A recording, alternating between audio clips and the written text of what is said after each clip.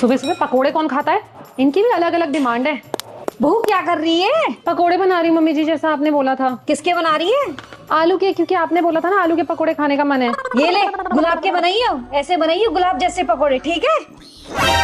गुलाब के पकोड़े? ये तो मैंने दूर दूर तक नहीं सुना, लेकिन इनकी फरमाइश है तो बनाना पड़ेगा। अब एक काम करती हूँ, इसी में डिप कर देती हूँ। ये खाएंगी तो खाती रह जाएंगी। अब इन 3 गुलाबों को भी इसमें रख देती हूँ। अरे बहू लिया? हाँ मम्मी जी, ला रही हूँ। अरे ये तीनों तो चिपक गए।